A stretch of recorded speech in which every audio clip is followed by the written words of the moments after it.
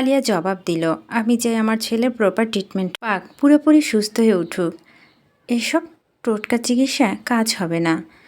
তোমার কারণে আদি আগের চাইতে শান্ত হয়েছে ঠিক, কিন্তু আদির স্মৃতি এখনও ফিরেনি। হিমোক্যাম্পাস এখনও রিকভার হয়নি। তার না স্মৃতি ফিরছে, না সে স্মৃতি সংরক্ষণ করতে পারছে। এভাবে তো চলবে না। এবার আইমির কথা শোনা যাক। তোমার কাজ হবে শুধু আদিকে ভুলিয়ে ভালিয়ে রাজি করানো, সেটা হোক জোর করে কিংবা তোমার প্রতি ওর মন বিষিয়ে দিয়ে। ঈশার পায়ে তলা মাটিটা যেন এবার নড়বড় হয়ে গেল।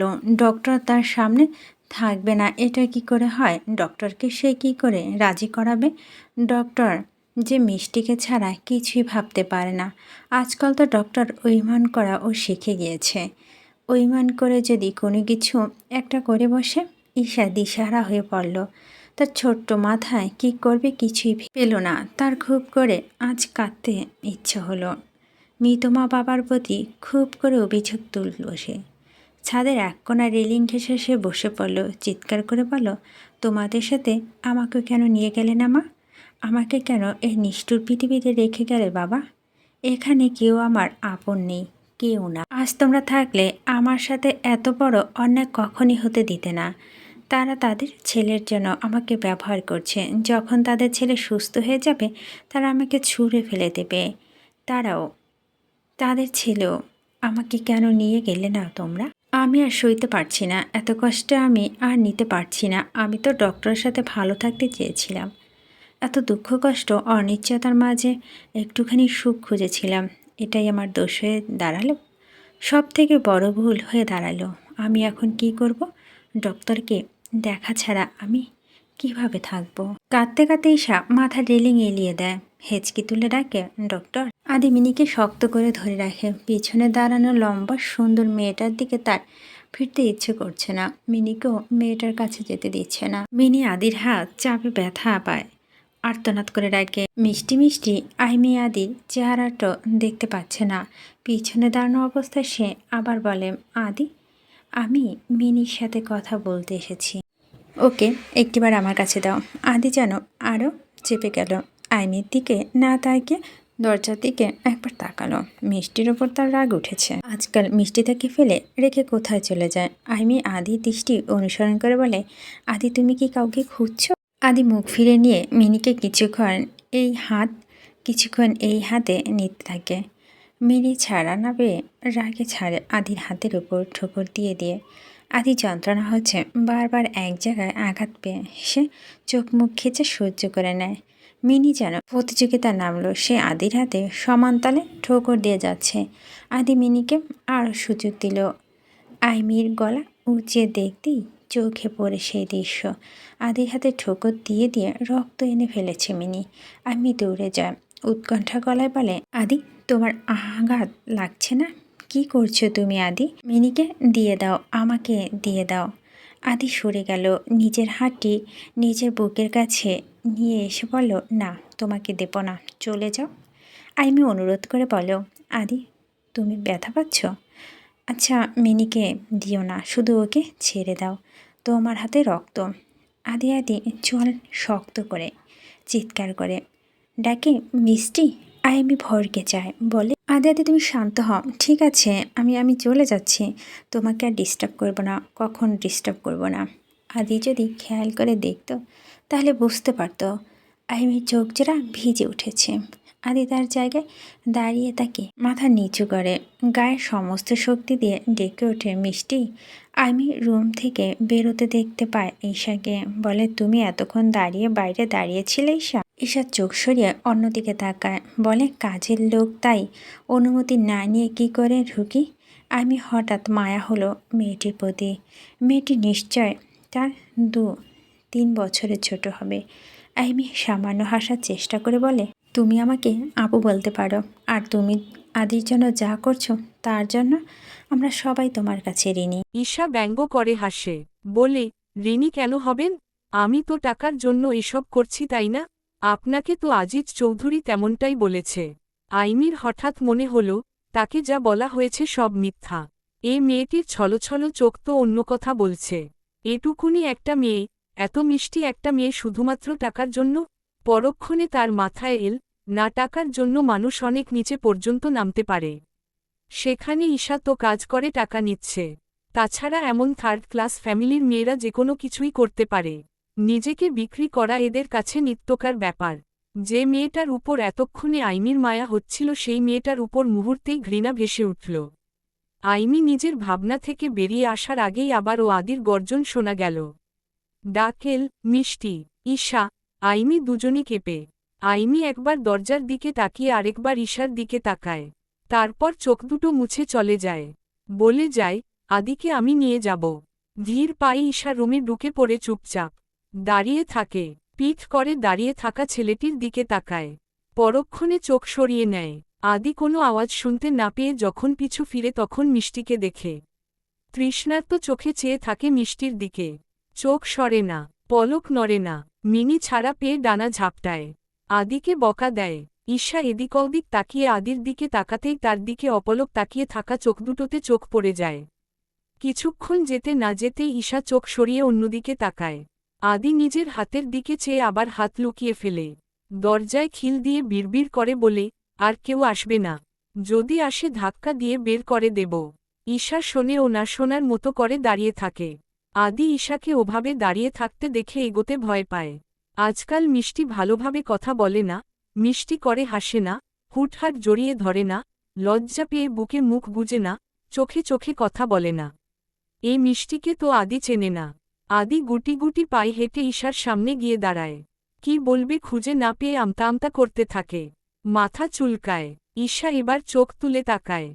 আদি ঈশাকে তাকাতে দেখে ঢোক গিলে। কিছুই বলতে পারে না। যেন মিষ্টির দৃষ্টি তাকে পুরোপুরি নির্বাক বানিয়ে দিয়েছে। ঈশা থমথমে গলায় জানতে চাই, কি হয়েছে? আদি এবার ভড়কে যায়। মুখের ভঙ্গি তার পাল্টে যায়। মাথা নিচু করে মেঝেতে দৃষ্টি নিবন্ধ করে থাকে। ঈশা এভাবে তাকে দাঁড়িয়ে থাকতে দেখে চোখ সরিয়ে অন্যদিকে হাঁটা ধরে। আদি তেজাল সুরে ডাক দেয়, মিষ্টি। ঈশার সাথে সাথে জবাব দেয়, এভাবে ডাকবেন না। মিষ্টিকে ছাড়া থাকতে শিখুন। আপনি ছোট বাচ্চা নন। আদির চোখজোড়া ঝাপসা হয়ে উঠে প্রগাঢ় অভিমানের কারণে। অদ্ভুতভাবে সে আবারও ডাক দেয়, মিষ্টি। ঈশা বিরক্তিকর শব্দ বের করল মুখ দিয়ে। বলল, আপনার মা, বাবা স্বার্থ হাসিল করার জন্য আমাকে ব্যবহার করে। আপনি কিসের জন্য ব্যবহার করেন? কি স্বার্থ আপনার? আদির নির্বোধ মাথায় যেন এত কঠিন কথা ঢুকল না। অদ্ভুত চাহনি নিয়ে বলল, তোমার কি রাগ উঠেছে মিষ্টি? ঠিক আছে, আমি তোমার সাথে আর কোনো কথা বলার চেষ্টা করব না। আমার সাথে এভাবে কথা বলো না। ঈশা আদির মুখ দেখার চেষ্টা করল। তার মনটাই খারাপ হয়ে গেল। ডক্টরকে এভাবে বলাটা ঠিক হয়নি। ঈশা শাড়ি হাতে নিয়ে ওষারুমে ঢুকে গেল। প্রায় আধ ঘন্টা পর বেরিয়ে আসল। ডক্টরকে ঠিক সেভাবেই দাঁড়িয়ে থাকতে দেখল। বলল, কি সমস্যা? আদি ফিরে তাকালো। ভেজা চুল আর ভেজা মুখে স্নিগ্ধতা দেখালো মিষ্টিকে। আদি কি বলবে ভুলে গেল। শুধু বলল, মিষ্টি আমার সাথে ওভাবে কথা বলো না। আমার খুব কষ্ট হয়। ঈশা একদৃষ্টিতে চেয়ে রইল আদির দিকে। বলল, কখন কি বলেছি সেসব মনে রাখতে হয় না। আপনি এত প্যাচাল মানুষ আমি জানতাম না ডক্টর। আদির যেন এবার একটু সাহস হল। বলল, মিষ্টি আমি তোমাকে কখনো বকেছি? ঈশা চোখ ছোট ছোট করে তাকায়। আদির প্রশ্নের উত্তর না দিয়ে বিছানার চাদর ঠিক করতে ব্যস্ত হয়। আদির রাগ উঠে। ঈশাকে টেনে তার কাছে নিয়ে আসে। ঈশা তাকায় না আদির দিকে। বলে, ছাড়ুন, ভালো লাগছে না। আদি চেয়ে থাকে মিষ্টির দিকে। খানিকক্ষণ পর বলে, মিষ্টি তুমি আমার কত ছোট, আমাকে বকো কেন? ঈশা নিজেকে ছাড়ানোর চেষ্টা করে বলে, কোথায় ছোট? আদি তার আর মিষ্টির হাইট মেপে হাত একবার মিষ্টির মাথায় রেখে বলে, দেখো তুমি এতটা। তারপর নিজের মাথায় হাত রেখে বলে, আর আমি এতটা। হাত দিয়ে দেখিয়ে বলে, আমি তোমার চাইতে এতটা বড়। ঈশা যেন এবার হাসি লুকিয়ে রাখতে পারল না। আদির মুখের দিকে তাকিয়ে খিক করে হেসে দিল। বলল, আপনি বড় কিন্তু বুদ্ধিতে আমার চাইতেও ছোট ডক্টর। আদি ঈশার কথা শোনেই না। সে তো মিষ্টির হাসিতে ডুব দিল সেই কখন। বলল, আমি দেখি, তুমি কথা বলো। আদির হাতের দিকে চোখ পড়তেই ঈশা ভ্রুকুঞ্চন করে তাকাল। আদি হাত সরিয়ে নিল। বলল, এসব কিছু না। মিনি আদর করেছে। ঈশা মিনিকে ডাক দিল। মিনি চুপসে গেল ভয়ে। মিনমিন করে বলল, মিষ্টি good girl. Good girl. Isha ধমক দিয়ে বলল, পাম্প দেওয়া হচ্ছে আমাকে? আদি মাথা নেড়ে বলল, মিষ্টি তুমি মিনিকে বকো না। মিনি এখনো ছোট। ঈশা হা করে তাকায়। আদির দিকে তাকিয়ে বলে, বাহ, আপনি বড় ছোট ও চেনেন। আদি বলল, হ্যাঁ, আমি বড় তুমি ছোট। আমি বর তুমি বউ। ঠিক না মিষ্টি? ঈশার হা করা গাল হা করাই থাকে। ডক্টর কি আর কিছু বলার বাকি রেখেছে? রাইনার সামনাসামনি হওয়ায় ঈশার কেন জানি খারাপ লাগল। রাইনা তাকে দেখেই মাথা নামিয়ে ফেলল। বলল, ঈশা তুমি কি কোনো কারণে আমার উপর রেগে আছো? ঈশা অবাক হয়ে বলে, না, না, কেন রাগ করব? আমি তো ভেবেছিলাম আপনি আমার উপর রেগে আছেন। রাইনা এদিক ওদিক তাকিয়ে বলল, রাগব কেন? দোষ তো তোমার নয়। জানো ঈশা, আমিও তোমার মতো এক হতভাগী। এ বাড়িতে আমি নামেমাত্র বউয়ের পরিচয় থাকি। কাজের লোক ও এর চাইতে বেশি সম্মান পায়। আর যার স্ত্রী হয়ে আছি তার কাছে আমি ভোগের পণ্য, দাসী। তার দাসত্ব যতক্ষণ মেনে নিতে পারব ততক্ষণ ভালো। আর যখন তার উল্টো হয় তখন চলে শারীরিক, মানসিক অত্যাচার। কখনও দেখে মনে হয়েছে আমি খুব দুঃখী একজন? আমাকে চকচকে করে সাজিয়ে রাখা হয় লোক দেখানোর জন্য। এই চৌধুরীর প্রত্যেকটা মানুষ জঘন্যরকম স্বার্থপর। তোমার ডক্টরের কথা বলতে পারবো না। তাকে কারো সাথে ভালো ব্যবহার করতেও দেখিনি। খারাপ ব্যবহার করতেও দেখিনি। আমার সাথেও বরাবর স্বাভাবিক ব্যবহার করত। তাই তেমন কিছু বলতে পারবো না। আফির ব্যবহারের জন্য আমি ক্ষমা চেয়ে নিচ্ছি তোমার কাছে। ঈশা অবাক হয়ে বলে, আপনি এত কিছু সহ্য করে আছেন কেন? আমার মতো তো আপনি মাঝনদীতে নেই। তাহলে মুখ বুজে এত অন্যায় সহ্য করে থাকছেন কেন? এটাও অন্যায়। আপনি প্রশ্রয় দিচ্ছেন তাকে। রাইনার চোখমুখ উজ্জ্বল হয়ে ওঠে। ঈশার মুখে হাত দিয়ে বলে, তুমি এতটা ছোট হয়েও তোমার কত সাহস! আমার তার ছিটেফোঁটাও নেই। মধ্যবিত্ত পরিবারের মেয়ে আমি। চলে গেলে ঠিকই বাবার উপর বোঝা হয়ে পড়ব। বাড়িতে আমার সৎমা, সেখানে শুধু গালি, জুতোপেটা খাওয়া ছাড়া কিছুই জুটবে না। দুমুঠো ভাত তো দূরের কথা। বাবার বয়স হয়েছে। উনি এখন পুরোপুরি তার ছেলেমেয়েদের উপর ডিপেন্ডেড। সেখানে আমি তো তার চাইতে এখানেই ভালো আছি। ভালো খেতে আর পড়তে তো পারছি। ঈশার বিস্ময় দ্বিগুণ বিস্তার লাভ করল। জানতে চাইল, কিসের আশায় আপনি এখানে পড়ে আছেন? আফি কোনো একদিন আমার মূল্য বুঝবে সেই আশায়। রাইনার সহজ সরল জবাব। ঈশার বিস্ময় আকাশ ছুল যেন। হাঁটতে হাঁটতে সে ভাবল, রাইনার চাইতেও সে তো অনেক অনেক সুখী। তার স্বামী তাকে তো ভালোবাসে। সুস্থ বা অসুস্থ, ভালো তো বাসে। পায়েসের বাটি হাতে নিয়ে সে ব্যস্ত পায়ে দৌড়ে গেল আদির কাছে। আদি মাথা নিচু করে পাঞ্জাবির বোতাম লাগাতে ব্যস্ত। ঈশার দিকে ফিরে কিছুই বলতে পারল না। ঈশা পায়েসের বাটি রেখে যেন উল্কার গতিতে ছুটে গেল আদির কাছে। ঝাপটে জড়িয়ে ধরল। আদির বুকে মাথা রাখার পর আজ তার অন্যরকম অনুভূতি হল। তার চোখ বুজে আসল। আর ছাড়তে ইচ্ছে হল না। আদি যেন অবাকের চরম পর্যায়ে। সে ভাবল, যে মিষ্টি ছুতে গেলে ও খ্যাক করে উঠে, সে আজ এভাবে জড়িয়ে ধরল কিভাবে? পরমুহূর্তে তার ভাবনা উবে গেল। মিষ্টি জড়িয়ে ধরেছে এই বেশি। আদি শক্ত করে জড়িয়ে ধরার কিছুক্ষণ পর ঈশা মাথা তুলে তাকাল। বলল, এভাবে চেপে ধরেছেন কেন? অসভ্য। আদি রাগ করল। বলল, তুমিই তো আমাকে প্রথমে ধরেছ। তারপর আমি। এখন আমার দোষ? ঈশা ধমক দিল। বলল, বোতাম না লাগিয়ে ঝগড়া করছেন আমার সাথে। আদি বোকা বোকা মুখ করে বলল, আমি তো লাগাচ্ছিলাম, তুমিই দিলে না। ঈশা হাসল। হেসে বোতাম লাগিয়ে দিতে দিতে বলল, আমার বোকা, পাগলা, সুদর্শন বর। আদি চট করে ঈশার কপাল ছুঁয়ে দিল। ঈশা চোখ গরম করে তাকাল। কপাল ছুঁয়ে বলল, বাজে ডক্টর। আদি হাসল। ঈশা বোতাম লাগানোর পর তাকাল ডক্টরের দিকে। চোখে ইশারা করে বলল, কি? আদি মুগ্ধ চোখে চেয়ে বলল, বউটা পুতুল। কিন্তু পুতুল তো ঝগড়া করে না। আমারটা করে কেন? ঈশা খিলখিল করে হেসে উঠল। বলল, বাজে ডক্টরের বাজে বউ তাই। আদি দুপাশ মাথা নাড়াল। বলল, না, আমার বউ ভালো। আদির চাইতেও ভালো। ঈশার খিলখিল হাসির আওয়াজে মুখরিত হল পুরো রুম। দরজার বাইরে দাঁড়ানো আইনি স্পষ্ট শুনতে পেল সেই হাসি আর হাসির কারণ। আজিজ চৌধুরী আর আলিয়া চৌধুরীর উপর তার রাগ যেন বেড়ে গেল তরতর করে। সাথে রাগ বাড়ল ওই ঈশা নামের মেয়েটির উপর। মেয়েটি তার কাজের নাম করে আদির এই অবস্থার সুযোগ নিচ্ছে। সুবিধাবাদী এসব মেয়েরা। আদিকে সে মেয়েটার কাছে আর থাকতে দেবে না। কখনোই দেবে না। খাবার টেবিলে একসাথে বসে যখন সবাই খাচ্ছে, আলিয়ার নির্দেশ অনুযায়ী আদিকে বসিয়ে দিল ঈশা। ঈশা যখন তাকে খাবার বেড়ে দিচ্ছে আদি চুপিচাপি ঈশার শাড়ির আঁচলো পেঁচিয়ে নিল তার হাতে। আইমি চোখ তুলে দেখল আদিকে। আদির বিরক্ত লাগল। মেয়েটাকে তার বিরক্ত লাগে, কেমন করে যেন তাকিয়ে থাকে। ঈশা খাবার বেড়ে দিয়ে বলল, ডক্টর খেয়ে নিন। আদি চিল্লিয়ে উঠল, আমি এটা খাবো না মিষ্টি। ঈশা অবাক হয়ে বলল, এসব খেতে হবে ডক্টর, বেশি কথা বলবেন না। আদির খারাপ লাগল, মাথা নিচু করে বসে রইল। তারপর মিনমিন করে বলল, মিষ্টি তুমি বসো, খাবে। আদির কথায় সবাই চকিতে তাকাল। ঈশা না করে উঠল, বলল, ডক্টর আপনি খেয়ে নিন, আমি আসছি। আদি নীরবে রাগ দেখাল, হাতে প্যাঁচানো শাড়ি টান দিতে লাগল।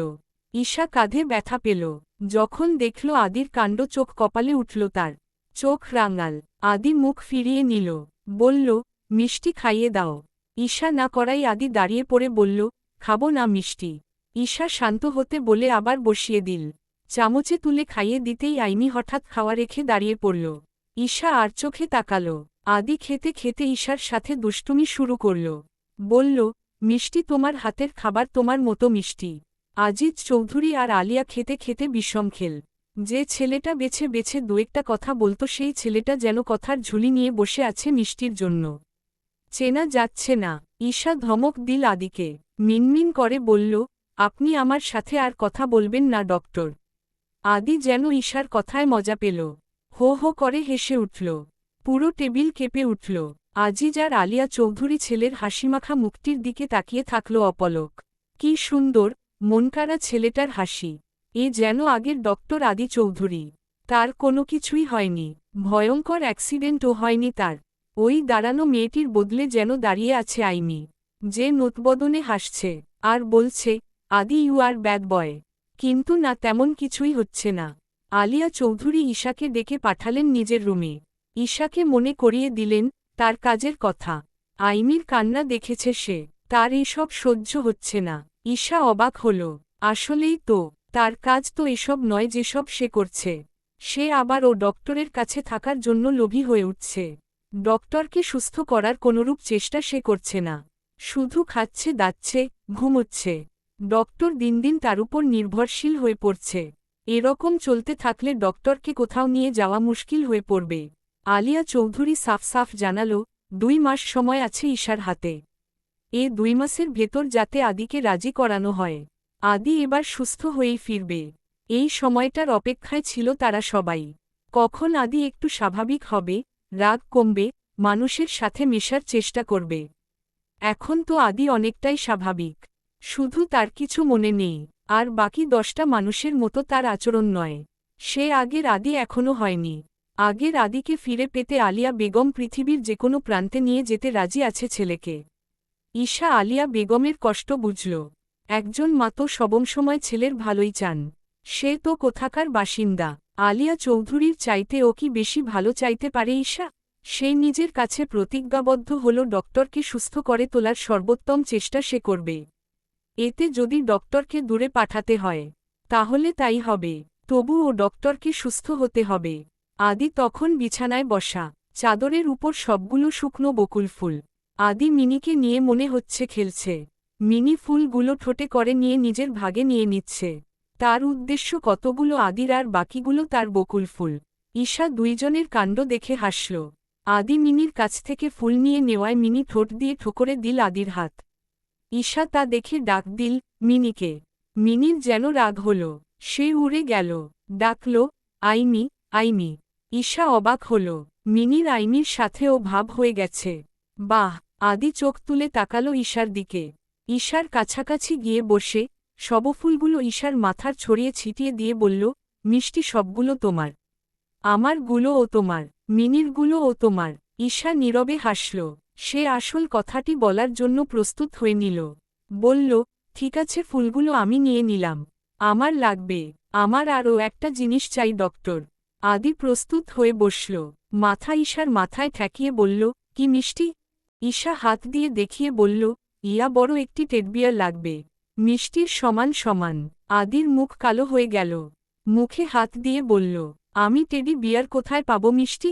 ঈশার মন খারাপ হয়ে যায়, বলে, ডক্টর টেডিবিয়ার ইন্ডিয়ায় পাওয়া যায়, আমায় একটা এনে দেবেন? আদি চিন্তিত মুখে বলল, ইন্ডিয়া? সেটা কোথায় মিষ্টি? নিচে, ছাদে, বাগানে, বাগানের পেছনে? ঈশার হাসি পেল, তারপরও সে হাসল না। বলল, ডক্টর আদি চৌধুরী ইন্ডিয়া চেনে না? আদি মিষ্টির মুখ ধরে ঝাঁকিয়ে জিজ্ঞেস করল, ইন্ডিয়া কোথায় মিষ্টি? টেডিবিয়ার কিভাবে পাব? ঈশা আদির নাক টেনে দিল। বলল, ইন্ডিয়া অনেক দূরে, আবার বেশি দূরেও না, কিন্তু আমার জন্য অনেক দূরে। আপনি যাবেন ডক্টর? আদি ডানে বায় মাথা নাড়ল। বলল, যাব, তোমার জন্য ইয়া বড় টেডিবিয়ার আনব। তুমি তখন হাসবে মিষ্টি? ঈশা মাথা নেড়ে বলল, খুব হাসব। সত্যি যাবেন? আদি মাথা নাড়াল। ঈশার মনটা খারাপ হয়ে গেল। চোখের কোণায় কিঞ্চিত জলের আভাস দেখা গেল। তারপরও সে হাসিমুখে বলার চেষ্টা করল, ডক্টর মিষ্টিকে কিন্তু ভুলে যাবেন না। আদির হাসিমাখা মুখ যেন এবার নিভু নিভু হয়ে গেল। বলল, তুমি যাবে না মিষ্টি? ঈশা দুপাশে মাথা নাড়াল। বলল, আমার যাওয়ার কি দরকার? আপনি যাবেন ওই মা বাবার সাথে, ওনারা আপনাকে কিনে দেবে, আপনি আমার জন্য নিয়ে আসবেন। আদি ঈশার কোলে ধপ করে শুয়ে পড়ল। বলল, না মিষ্টি। ঈশা নড়েচড়ে বলল, কি? আদি সোজা হয়ে শুয়ে পড়ল। বলল, মিষ্টি আমি আছি, টেডিবিয়ার লাগবে না। মিনি আছে, আমি আছি, আর কেন কিছু লাগবে না? বলো, লাগবে না? ঈশা বুঝতে পারল আদির কথা। বলল, না আমার লাগবে, টেডিবিয়ার লাগবে, আপনাকে যেতে হবে, আপনি যাবেন। আদি চুপচাপ উঠে পড়ল, রুম থেকে বেরিয়ে পড়ল। ঈশা তার পিছু পিছু দৌড় দিল। কোথায় যাচ্ছেন ডক্টর? আদি শুনল না, গটগট করে হেঁটে চলে গেল। ড্রয়িং রুমে বসা আজিজ, আলিয়া আর আইমির পাশে গিয়ে বসে পড়ল। তারা সবাই অবাক হয়ে আদির কাণ্ড দেখতে লাগল। আদি সেদিন কোনরূপ কথা বলেনি, রাতেও খায়নি, মিষ্টির সাথে দুটো কথাও বলেনি। শুধু রেগেমেগে তাকিয়েছে, শান্তভাবে রাগ ঝেড়েছে, জগের সব পানি মেঝেতে ফেলে দিয়েছে ইচ্ছে করে। মিনিকে ধমক দিয়েছে, দূরে দাঁড়িয়ে মিষ্টিকে ইচ্ছে মতো শাপ দিয়েছে। মিষ্টি একদিন তার মতোই কাঁদবে, সেও একদিন মিষ্টিকে দূরে ঠেলে দেবে। মিষ্টি খুব করে কাঁদবে, খুব, হয়তো তার মতো ভেতরে ভেতরে কাঁদবে, নীরবে, নির্জনে, খুব আড়ালে কাঁদবে। সবার চক্ষুর অগোচরে কাঁদবে, যন্ত্রণায় কাতর কাতর হতে হতে কাঁদবে। আর সেদিন আদি খুব খুব হাসবে, খুব।